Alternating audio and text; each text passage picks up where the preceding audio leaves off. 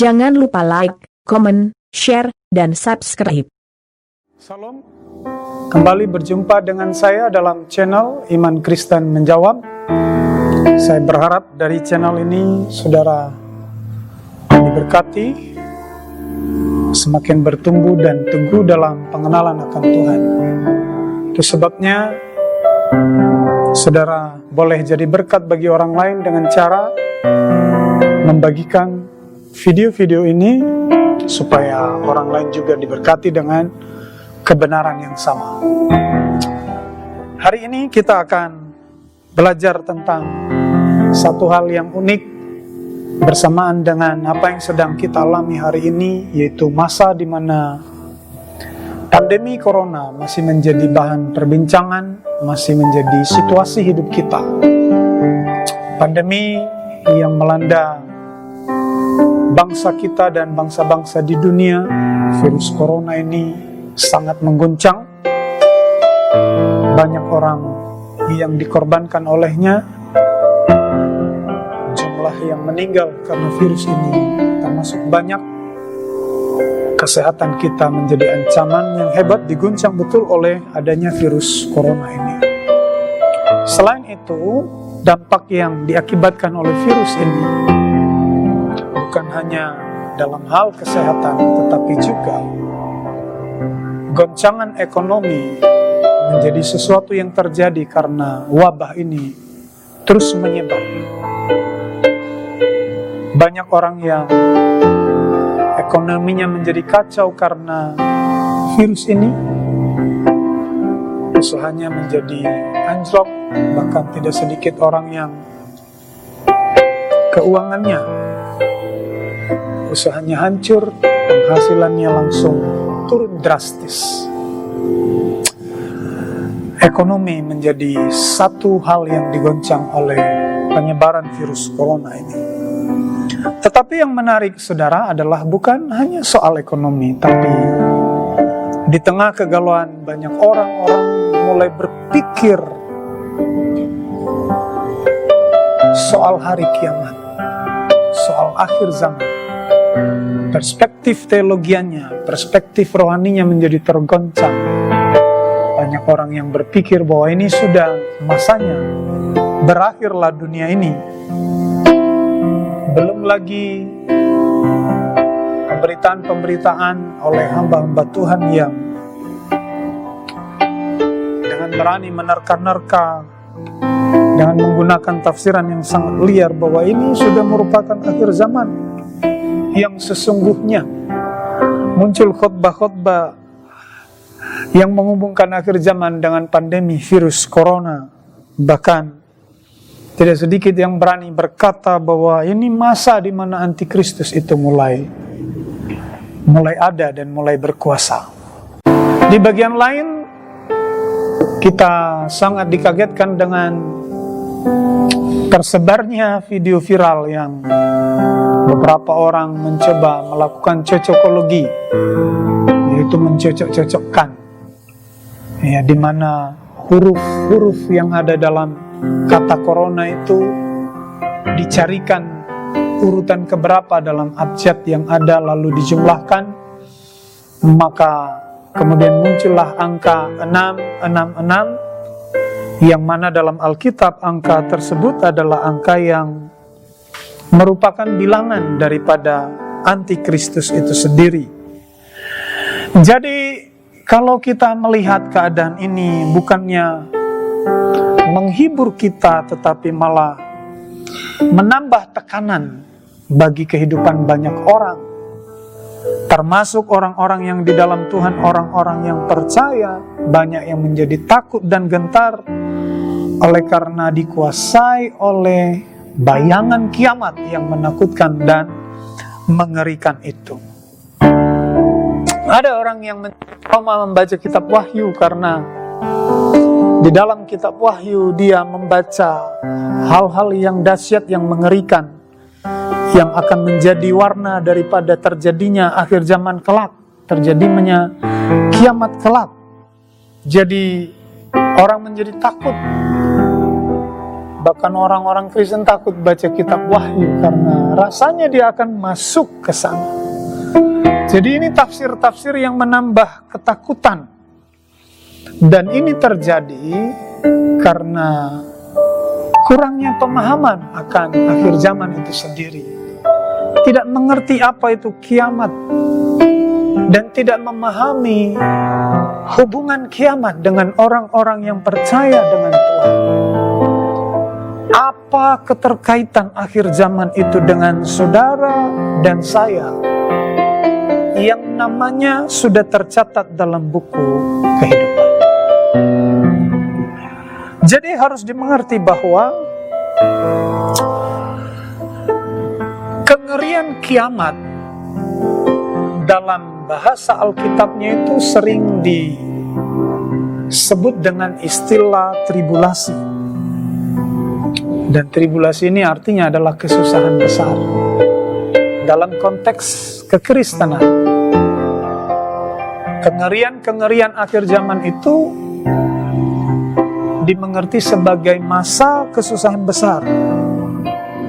Dan kesusahan besar atau tribulasi itu sendiri adalah peristiwa yang terjadinya itu bukan terjadi mendadak, tetapi ini merupakan peristiwa yang jauh sebelumnya sudah dinubuatkan oleh para nabi, khususnya Nabi Daniel dalam pasal 9 ayat 27, bahkan di sana dikemukakan lamanya kesusahan besar itu akan terjadi.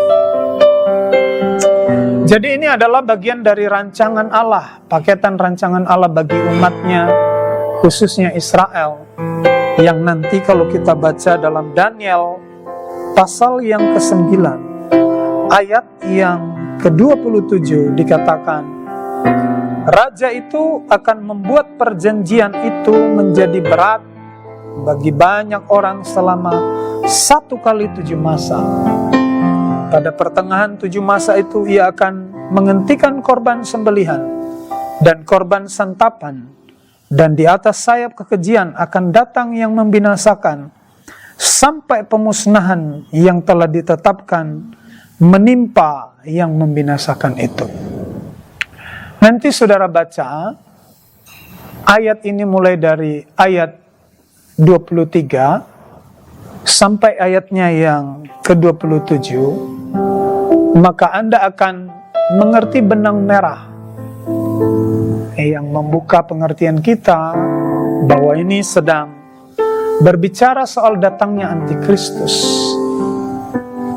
yang kehadirannya itu akan bersamaan dengan masa kesusahan besar yang lamanya kurang lebih 7 tahun. Karena dalam ayat ini dicatat 1 kali 7 masa, 7 tahun. Jadi tribulasi atau kesusahan besar atau kiamatkah namanya itu adalah hukuman. Sesuatu yang bersifat hukuman dari Tuhan yang akan dikerjakan bagi bumi ini, bagi dunia ini. Dalam kitab Wahyu, nanti Anda bisa baca mulai dari Wahyu pasal 6, hukuman-hukuman itu digambarkan dalam sesuatu yang bersifat progresif, meningkat. Mulai dari materai, kemudian sangkakala, kemudian puncak dari hukuman itu adalah cawan murka Allah. Jadi, kalau kita mengkaji, membaca lebih teliti lagi, saudara, maka datangnya Antikristus yang identik dengan kiamat itu adalah bagian dari hukuman itu, bagian dari kesusahan besar itu.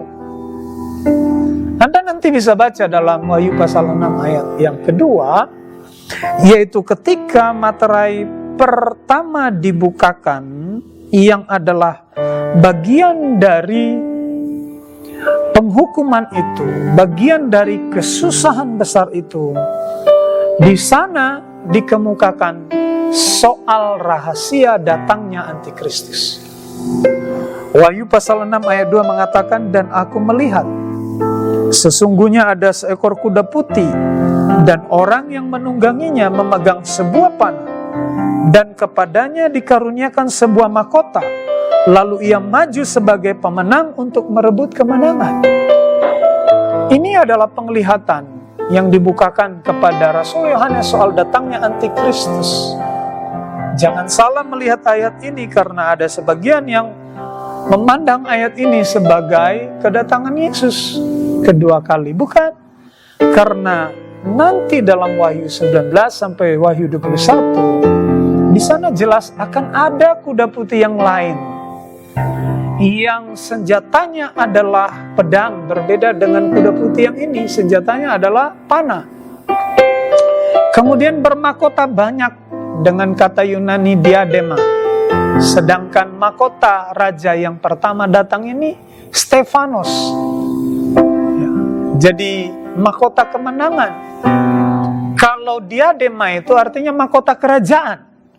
Jadi dibedakan. Hanya saja banyak orang yang salah menafsirkan ini dengan berkata bahwa ini adalah Yesus karena warnanya putih. Padahal Anda tahu, Antikristus itu nama lainnya itu adalah Mashiach Dagala. Mashiach Dagala itu artinya Christ imitation, Mesias palsu. Mesias palsu itu adalah pribadi yang datang mirip seperti Mesias. Jadi Antikristus itu akan datang dengan ciri-ciri yang mirip dengan Mesias, mirip dengan aslinya. Jadi itu artinya bahwa kedatangan Antikristus itu adalah bagian dari murka Allah, atau bagian dari penghukuman Allah atas dunia. Dan itu berarti hal ini tidak ada kaitannya dengan orang percaya.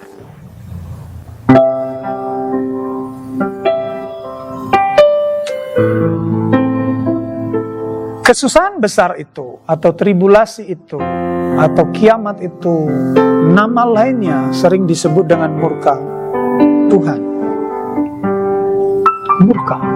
Murka Allah bagi dunia. Ini bukan ujian. Jadi kalau ini murka, kalau ini adalah penghukuman bagi dunia, jadi tidak tepat kalau dihubungkan dengan orang yang percaya. Termasuk Antikristus, saudara, yang adalah bagian dari paket kesusahan besar itu, tidak ada kaitannya dengan saudara dan saya, orang yang percaya kepada Tuhan. Karena kenapa, saudara? Ini bukan ujian, ini hukuman. Karena adalah sesuatu yang sangat lucu kalau saudara dan saya itu diselamatkan oleh kematian Yesus yang dikerjakan di Golgota dengan harga yang tidak mudah, harga yang mahal, penderitaan yang hebat. Makanya Alkitab berkata, ganjaran yang mendatangkan keselamatan bagi kita telah ditimpakan kepadanya. Hukuman atas dosa kita itu telah ditanggung oleh Yesus secara sempurna. Itulah sebabnya saudara dan saya itu diselamatkan bukan karena kita layak, tapi karena kasih karunia Tuhan. Jadi kan lucu. Kalau saudara dan saya, Yesus katakan, sejak engkau percaya, engkau akan memikul salibmu setiap hari. Di akhir zaman dihukum lagi, nanti apa maksudnya? Jadi Anda harus tahu tujuan mengapa harus ada tribulasi, mengapa harus ada kesusahan besar. Bukan untuk menghukum orang percaya, tapi untuk menghukum dunia ini. Dan ini sebagai penggenapan janji Tuhan bagi orang Israel. Jadi sama sekali tidak ada kaitannya dengan orang-orang percaya.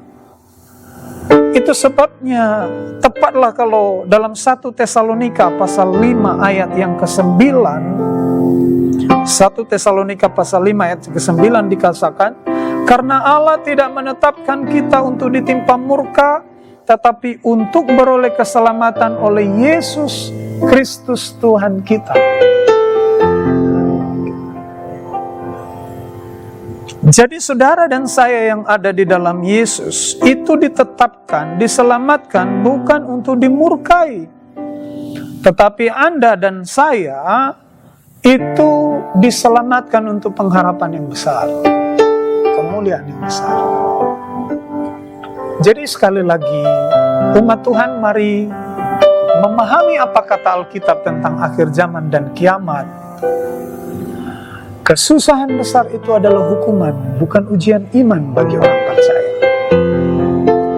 Nah, memang ada beberapa orang yang berkata bahwa orang percaya ini harus masuk dalam kesusahan besar ini.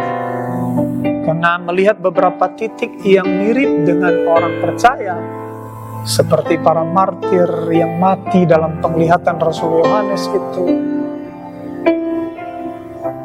Mereka tidak mengerti bahwa di tengah-tengah kesusahan besar itu nanti akan ada juga orang yang percaya kepada Yesus. Akan ada orang yang memilih jalan Tuhan dan mereka akan menjadi korban.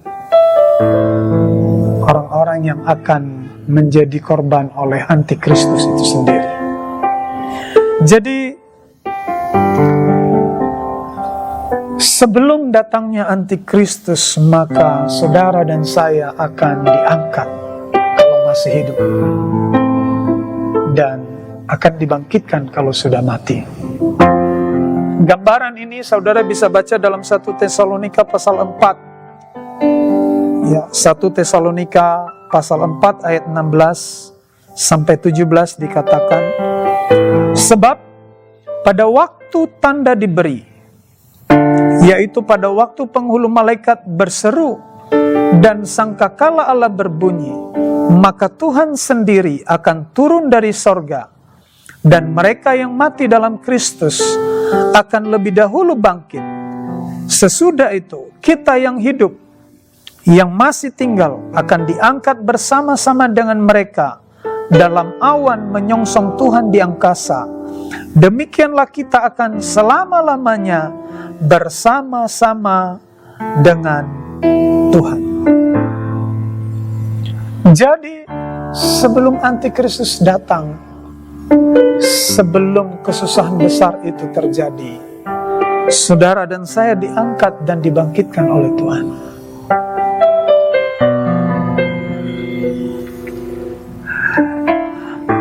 Mungkin ada orang berkata, Bapak ini takut menderita. Mungkin munculnya tafsiran ini karena kita takut menderita.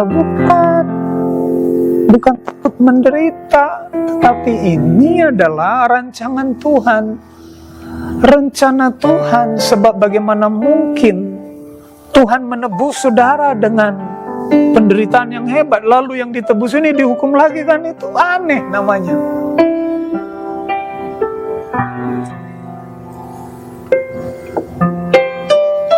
Jadi dapat dipastikan bahwa sebelum antikristus datang, saudara dan saya sudah diangkat oleh Tuhan. Sehingga tidak cocok lagi kalau ada orang-orang yang hari-hari ini mengkhotbahkan tentang antikristus kepada orang percaya. Kabar tentang antikristus itu tidak ada kaitannya dengan kita. Kabar tentang antikristus bagi kita adalah menambah hati yang mengucap syukur dari Anda, supaya saudara dan saya lebih sadar lagi betapa besarnya kasih Tuhan ketika membaca kengerian-kengerian yang hebat yang akan terjadi di masa kesusahan besar itu. Saudara semakin rendah hati dan berkata, Tuhan terima kasih. Semakin bersyukur, semakin bangga dengan Yesusmu yang telah menebus hidupmu ketika engkau memandang kedahsyatan murka Allah yang akan diturunkan bagi dunia ini. Kalau hari ini kita berpengalaman berhadapan dengan karakter-karakter manusia yang mirip antikristus, itu hanyalah antikristus kecil. Jadi sekali lagi umat Tuhan, orang percaya dalam kaitannya dengan antikristus adalah engkau akan diangkat dan dibangkitkan sebelum dia datang. Sebelum antikristus itu datang. Jadi sebagai kesimpulan umat Tuhan, mari kita cerdas dalam beriman. Kita tidak boleh dihanyutkan oleh arus keadaan yang ada. Jangan sampai karena kita masuk pada pandemi ini lalu buru-buru engkau berkata ini sudah kiamat. Jangan sampai ketika kita berjumpa dengan bencana alam, gejolak alam yang hebat, lalu kita mulai berkata, ini kayaknya sudah kiamat. Jadi saudara, memang tanda akhir zaman itu salah satunya adalah gejala-gejala alam. Gejolak alam yang hebat sebagaimana dinyatakan dalam Wahyu. Bahwa peristiwa akhir zaman itu akan ditandai dengan peristiwa-peristiwa alam yang mengerikan. Tapi jangan lupa catatan Alkitab tentang peristiwa alam yang mengerikan itu bukan biasa.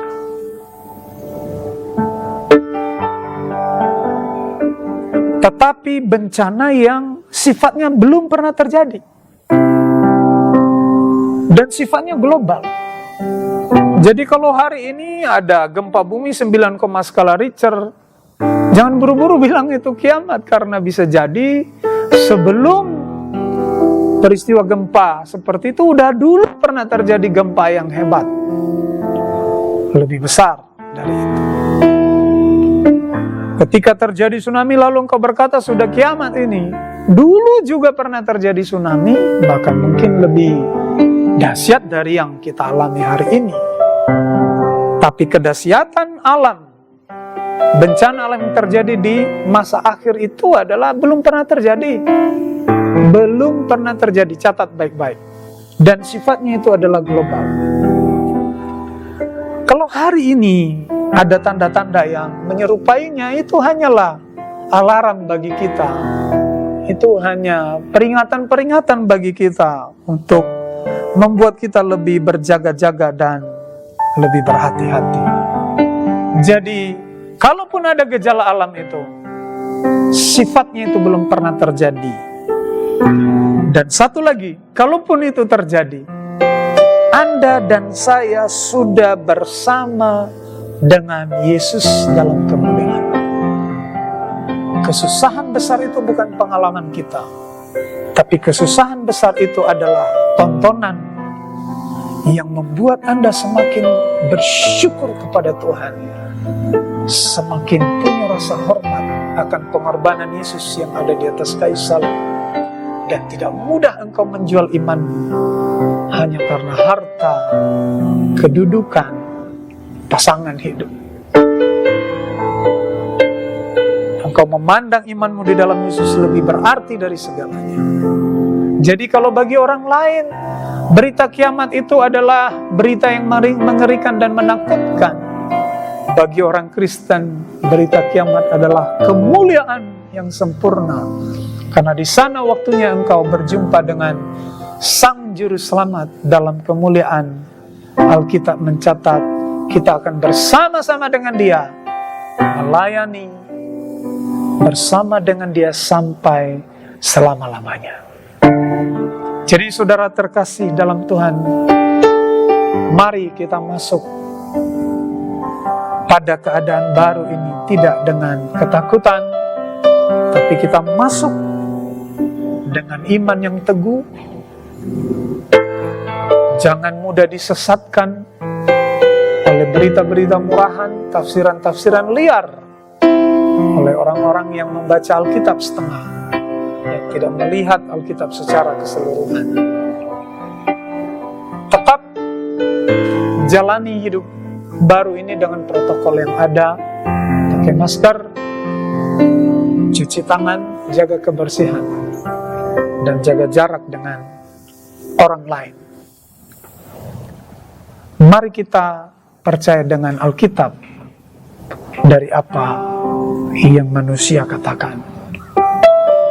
Kiranya topik ini menjadi berkat bagi saudara. Tuhan Yesus memberkati. Salam.